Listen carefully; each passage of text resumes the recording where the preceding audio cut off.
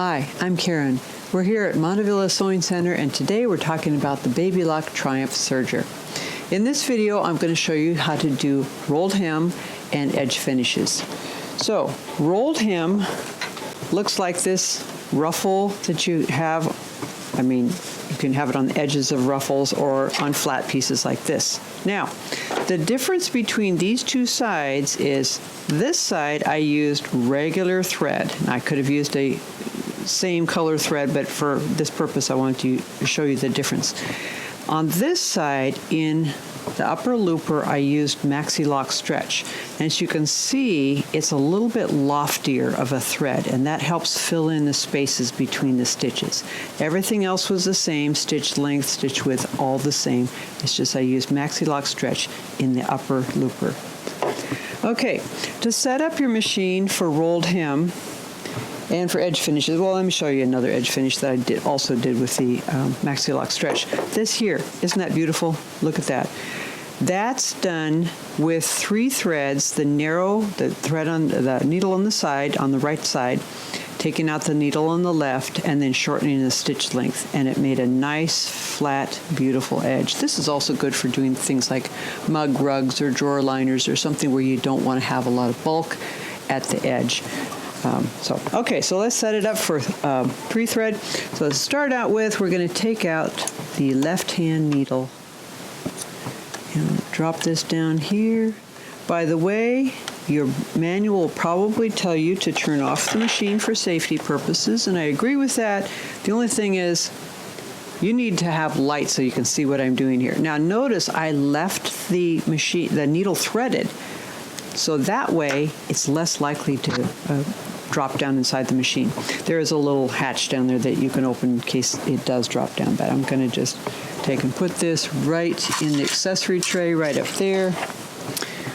I like to tighten down my screw a little bit too. And there we've got just the right-hand needle. Now, since we're using just the right-hand needle, I'm going to move this over to here if we were going to do this kind of edge finish.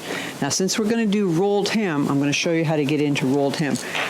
One thing that I do want to let you know of, you've got the quick reference guide, which is really helpful for doing the various stitches that you're going to be doing. Okay, in this case, the 3-thread rolled edge, we want to make sure that the blade is up. Well, these here are all pretty much self-explanatory, but the right-hand needle, length, now I'm going to take off my gauge here.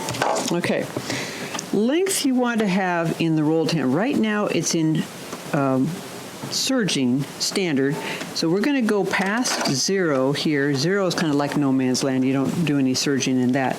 And right up here to the first mark. Now you can do rolled hem as long as you want. And sometimes on your fine scarves and things, you want a longer rolled hem so you can see more scarf and less stitches. But for our purposes, I'm putting it right there at stitch 1, at number 1. And then for rolled hem, you want your stitch selector over here on D. Width would be 3.5, which is like right about there, right about medium is fine. By the way, when you have larger numbers and smaller numbers, that's because the larger numbers refer to if you have your left-hand needle in. The smaller numbers refer to if you only have your right needle in. So if you see 3.5, the smaller number, 3.5, is where you want to be. Okay, so we should be ready to go here. Now I'm just going to leave it threaded the way it is. Actually, I'm going to take out my, it's always a good idea to kind of just take out your extra thread here, just so it's out of the way. Doesn't get tangled up in anything. There we go. I probably could have left it, but we're just going to do it this way. Okay. Press your foot down. Now, keep in mind your stitches are going to be really close together because we've got a short stitch length. In that case, I like to hang onto that thread tail until it's made a few stitches into the fabric. The reason for that is that little short thread tail is kind of stiff and it curls around kind of like a pigtail, and it could get caught in the stitches. I've had that happen. So I'm going to just hang on to it. And also you want to be cutting off a little bit of your fabric. You're going to get a smoother rolled edge if you have the cutter doing the work of making a nice cut edge. There we go. Now we can have that all the way up to the fullest, highest speed.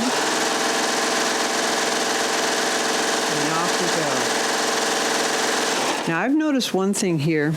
Sometimes I get a little space between the stitches. What helps is to move your differential down one towards below end, and that seems to help a little bit.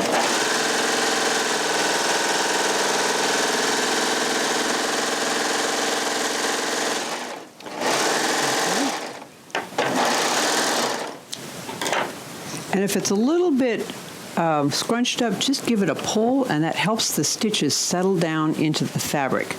Now, if I had used Maxi Lock Stretch, we wouldn't have seen any of those little windows in there, just like over here. Okay, so now I'm going to show you how to do this beautiful rolled edge, or it's a not rolled edge, edge finish. But before I do that, I want to tell you that you can also use the stitch that I just did on a rib knit to get this nice edge here. What you're doing is, to get this ruffled edge, is you stretch it as you sew, and then when it relaxes, it gives you a nice lettuce edge. Same exact setup. And I'm using contrast thread to show you what it looks like when you sew it. You can always use the same color thread as your fabric, and you can kind of see that this matches it a little bit better. Okay, so how do you get that nice edge finish? First of all, I'm going to put it back into regular serging, go past 0, and I'm going to put it fairly short. Again, that one black mark right next to the 1 is what we want.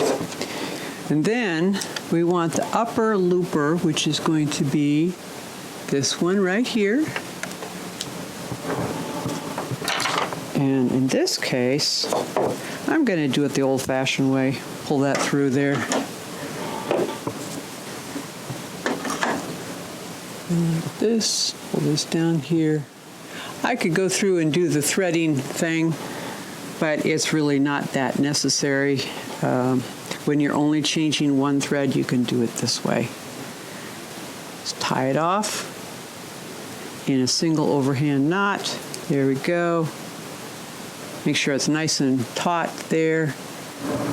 Then, little trick that I learned. Roll your hand wheel carefully, slowly, backwards, until you feel things kind of let go. And there, now you can see I can kind of pull that through. When it gets to up here, kind of back it backwards out of that first thread guide, because the knot wants to get stuck there. So we're going to take that. And we only really need to pull the thread that we're pulling through, which is this one here. Okay. Yeah, everything's good to go. We put it back into regular. We're going to put this back to B. The reason why I'm putting the selector back to B is not to A is because we're only using the right-hand needle. It changes the thread tension a little bit for this looper, or both loopers, because they don't have to go quite as far to get over to the right-hand needle or the left-hand needle as they do to the right. So having it on B is going to give us that nice edge. I'm going to just go ahead and do it on this side here. Okay. Hang on to my threads for the first couple stitches until it gets into the fabric. There we go. Beautiful. Okay, I'm going to make this a little bit longer because that Maxi Lock Stretch fills it in so well that I really don't need to have such a short stitch length. Maybe up like this. And of course, always practice on a scrap piece of fabric before you actually do your project. It's turned out really nicely.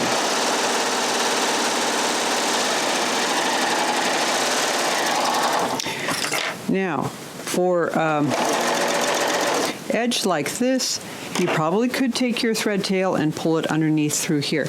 But if you're doing like a napkin or scarf or something, this little thread tail is so thick it's hard to get it back through these narrow stitches, in which case you would want to use a product like Fray Check. Fray Check it basically seals all those extra threads and fibers, so it keeps it nice and permanent that way. So you'd stitch across this, put your Fray Check on there, let it dry completely, and then just snip it off, right? So you've got all the thread tails off of there. But anyway, that's how you do beautiful edge stitches on this. Now, for the wave stitch, I've got a different video on that, but that's another beautiful edge finish that we can do. I hope you found this video to be helpful. If you have, give us a thumbs up. And if you have comments or questions, you can leave those in the area down below. We have lots of other videos on the Triumph and on other machines here on our Montavilla YouTube channel, so stay tuned. Thanks for watching. Bye.